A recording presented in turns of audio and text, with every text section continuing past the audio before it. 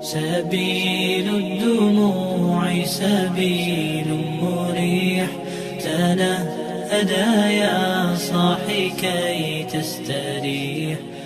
So I've been Muslim for 2 years, and this is how I went from this. I baptize you, my sister, in the name of the Father, and the Son, and the Holy Spirit.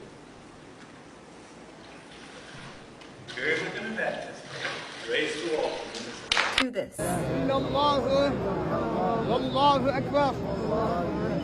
So I'm born in America, and I was raised with Southern Baptist Christian beliefs and values. Around 14, 15 was when I started to think a bit more critically about the belief system, the culture surrounding the church, and how I felt about everything. And personally, I have no trauma, no really horrific experiences from the church or from anybody in the church. This was just purely me thinking about what made logically sense within the entire religion, the values, things like this. For instance, one thing that I never understood and was never explained was this Trinity concept. Like, what was the Trinity? Who was the Holy Spirit? How was Jesus the Son of God?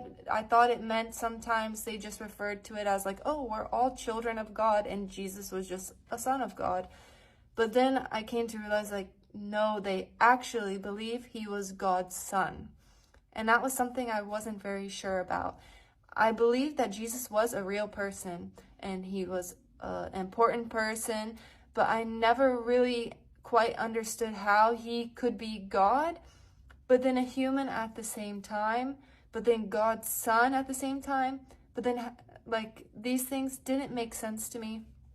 And so I became less and less active in the church as well at the same time.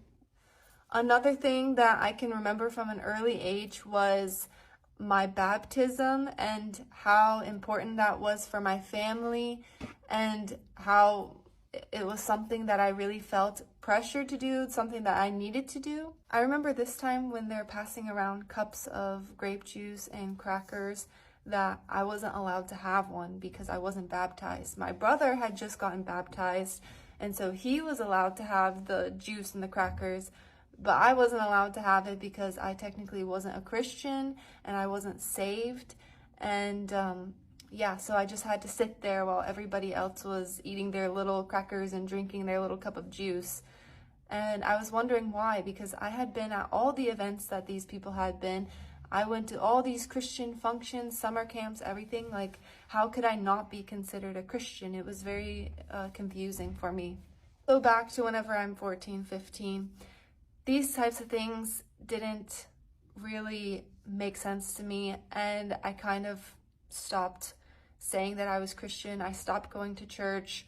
I never had any ill feelings towards the people, but I kind of fell out of the faith. So from about 15 to 20, I would just consider myself agnostic or atheist, one of these kinds of things. And now thinking back on it, I always think that I believed in God. I just didn't really know what to do with that feeling. So I moved to Belgium when I was 19, and that was the first time I was ever exposed to Islam, or I was ever exposed to Muslims, and that was because I was going to an international university. And sometimes we would have little Eid celebrations, and I would go to those, and it was just like a barbecue cookout kind of nice event.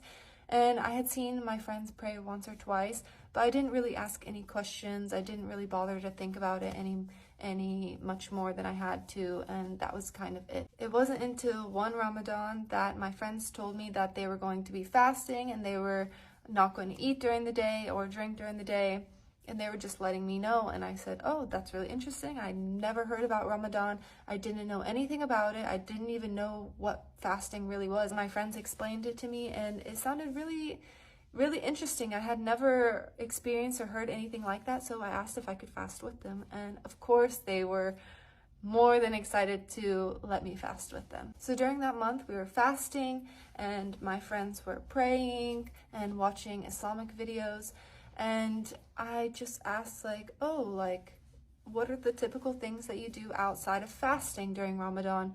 And they told me, okay, so it's a time of learning, we're supposed to read a lot of Quran, we're supposed to give charity, these types of things. And I said, oh, the Quran, like, I didn't know you guys like had a book like that. I've never read it, I'd be really interested to. And so they were excited to give me a copy, and I just started from the beginning. Honestly, that night I just intended to read maybe 1 or 2 pages just to like kind of try. But that night I sat through and I read all the way through Surah Baqarah, and I was kind of just feeling this feeling I never felt before. Like, I never felt that I was reading something and it felt like it was speaking directly to me. And I never got this feeling with the Bible. I always thought the Bible was something that was very wordy, very complex, and a lot of the like stories in the Bible I didn't really have a full grasp on at the time, or just maybe the way they were presented to me didn't make much sense. But reading the Quran, it was very clear. Everything was super clear. Of course, I was reading it in an English translation, but it felt like it was speaking directly to me, and it was just something that like I was having a hard time putting down that night. That Ramadan was really a spark for my entire journey, and throughout that next year, I just dedicated a lot of time to learning about Islam, watching a bunch of khutbahs and Islamic lectures, reading more and more Quran and other types of like learning materials. I wanted to learn how to pray, so I downloaded like these certain apps that can teach you how to pray. I didn't even know that the prayers were in Arabic. I literally thought the prayer was just like doing this movement, but then you're just saying like whatever you want to say in your head. Like, I didn't know there was like specific things you needed to say, and I didn't know it was all in Arabic. So that was very overwhelming for me, and I was kind of like, oh my gosh, what did I get myself into? This is like, there's a crazy learning curve when it comes to Islam. Like, I felt like I was so out of my comfort zone, but it just felt like the right thing to be doing. It felt like I really just needed to be doing this. So I kept going. And throughout that year, I would continue to just make small adjustments in my lifestyle, in the things that I was doing, and the things that were around me, the way I was dressing, just also like my demeanor, and working on like more internal things. And at that end of the year, I feel like I'm just role playing as a Muslim. Like, what am I waiting for? Like, I really did come to believe these things. I really did believe like the basic tenets of Islam. I thought the values were something that were intrinsically good and great for society, and especially like the way women were treated.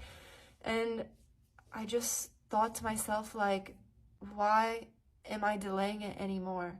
Especially reading like the consequences of dying a disbeliever, I thought, what is the point? I'm so deep. I've already given up so much. Just do it. So I took my Shahada just with one of my friends in a room, and since then I'm just continually learning more and more and more, and that's my story.